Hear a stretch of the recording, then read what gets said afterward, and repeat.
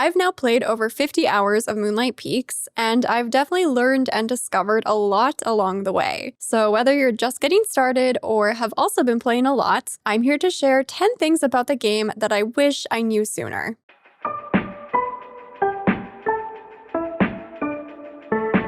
Hello friends, Sarah Sunstone here, and welcome back to Wish I Knew. In today's episode, I'll be sharing 10 things I wish I knew sooner when playing Moonlight Peaks, which will definitely help you out on your supernatural adventures. Please go ahead and shine the lovely like button if you find these videos helpful, and make sure to subscribe to my channel with your notifications on for more Moonlight Peaks content. Otherwise, without any further ado, let's get right into it. The first thing I wish I knew sooner is just how valuable the bee houses can be if you use them correctly. The bee house is a craftable item, with the blueprint arriving from Luna through your mail.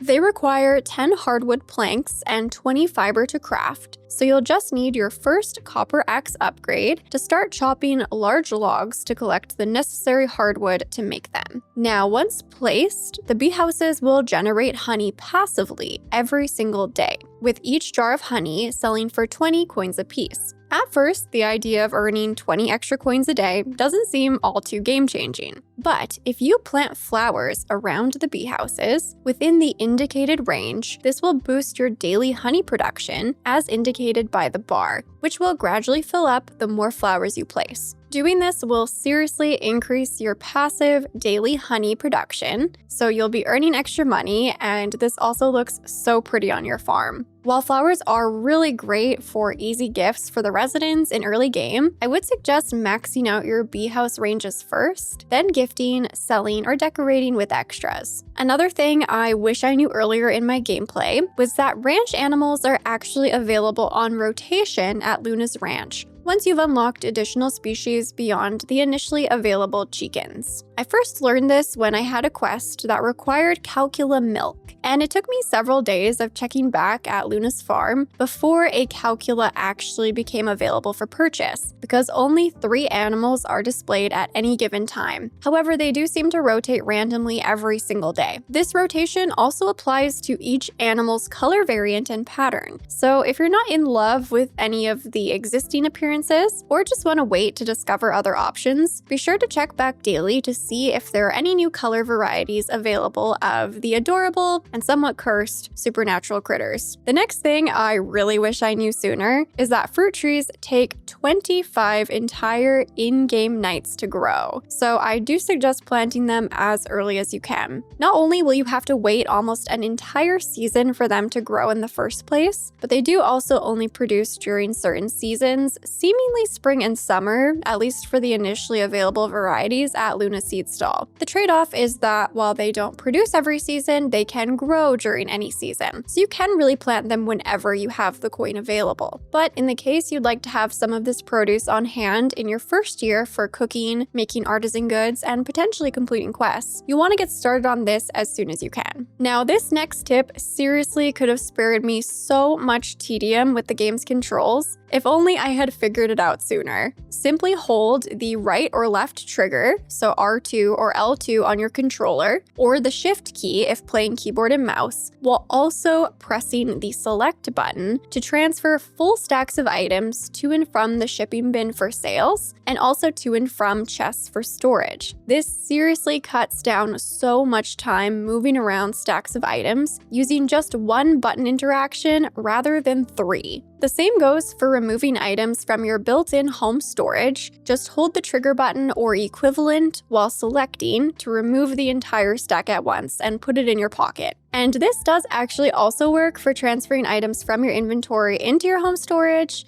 However, it will still involve the step of selecting Store from the drop-down menu before moving the stack altogether. But still, it's 2 button presses rather than 3 here. As you can imagine, and will likely experience once you make the switch for yourself, this was an absolute game changer for me regarding quality of life. Another feature that would have been great to know about sooner is the option to create your own custom nocturna Nocturna decks. Now, in case you're unfamiliar, Nocturna is the local card game created by DIDN and can be unlocked through main quest progression as early as Spring Day 20. Once you've been initially introduced to the game, you'll be given a starter deck, but you can collect additional special cards from dig spots, from fishing, and from winning matches against the locals. However, even after collecting all sorts of new cards, I never had the option to use them when playing a match. And that's because they won't automatically be added to your existing deck. Rather, you'll need to actually go in and create your own custom deck. Also, if you end up being a big Nocturna fan, which might be likely since the game is very fun and satisfying to play, you can actually track your daily matches with eligible residents in the relationship interface. So you can see who's up for playing and if you've already played them that day. The next thing I wish I knew sooner is that catchable critters or bugs and soul blobs don't behave in the way you might expect them to, just based on past experiences with similar games in the genre. While you certainly can and will startle them if you approach too quickly, they actually won't vanish if you do so, or if you fail to catch. They'll usually just scamper or float around and panic before they calm down again. Now, I was being so cautious in the beginning because I'm used to bugs disappearing if you fail to catch and not getting a second chance. So sometimes I would even just automatically give up on a catch once they scampered away, thinking there was no chance to get them. But you can keep chasing them, so don't hold back when trying to make a catch. I will say that I've had the most success when approaching slowly, when cornering them, or even when just standing still waiting for them to drift by, but you can use any strategy to make a catch that you find the most fun and comfortable. Another little bonus here is that bugs can actually also emerge from rocks after breaking them, when chopping down trees,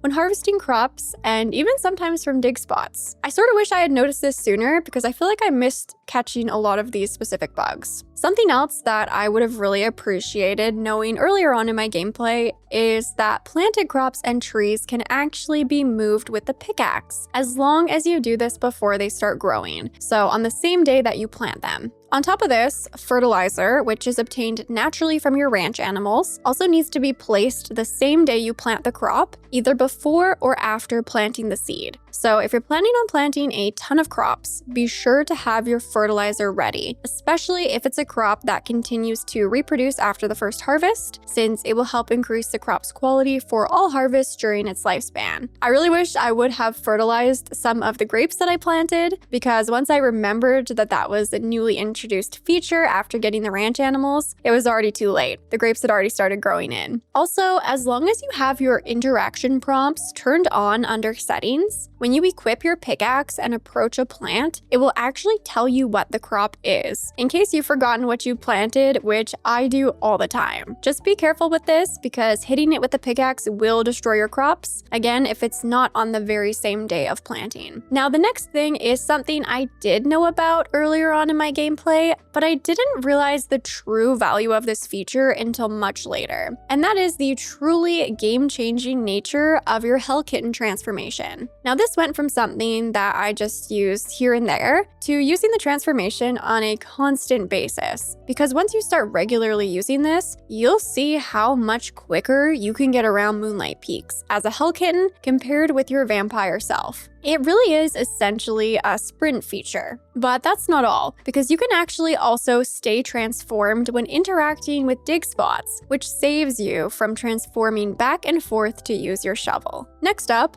although you might be familiar with the compendium, there's one specific feature included in it that I wish I knew about sooner. Now, as a refresher, the compendium is a really useful interface to keep track of your collections across various categories. It will also be your reference for how to cast any learned spells, the seasonal nature of each crop, sell prices for fish and bugs, and plenty more. However, what I didn't notice until much later in my gameplay is that the Vampster page will actually record how many critters you found and returned to their cave across each specific section of the Moonlight Peaks map. It also indicates how many total Vampsters are available in each area, so for example, in the Cave of Echoes, the town, your farm, and so on. This way you have some guidance to help you narrow down where the lost vampsters are still to be found, rather than just searching around aimlessly for the ones you're missing, which I spent way too much time doing. And finally, before I share what's probably the most crucial thing I really wish I knew sooner, I'm just going to issue a bit of a spoiler warning because this does involve a later game content unlock. That being said, I will do my absolute best to still keep this specific advice as spoiler-free as possible, just so you can really benefit from it in earlier game. And that is the fact that there actually is a museum in Moonlight Peaks, but you won't be unlocking it until much later on in your first year. As long as you're actively progressing the game's main quests, you should be able to start your journey to unlocking the museum sometime around Summer Day 22. Now, the museum quest line will be led by Jada and involves quite a number of steps over the course of many in-game days, all of which you'll need to complete before actually opening the museum. So definitely be prepared to wait until autumn before you can actually start donating. Now, because it took so long to get this started, I really wasn't sure what we would need to hold on to for donations, or if there would even be donations at all in the game. However, luckily, based on my previous experience with these types of games, I was holding on to one of each bug and fish just in case, before selling or cooking with extras. So definitely make sure you're doing the same. On top of the bugs and fish, you'll also need to donate a 2-star crop of each variety, which I really wish I knew about sooner, especially for seasonal crops that you'll need to wait until the next season to grow again. And of course, since they do require the 2-star crops, don't forget to fertilize when planting. There are also some other more obscure categories of donations. However, most of these items seem to be obtainable no problem after the museum itself is open, though there are a couple very specific common flowers, including the black azalea and the white rose, that you will need to donate, so use that information however you see fit.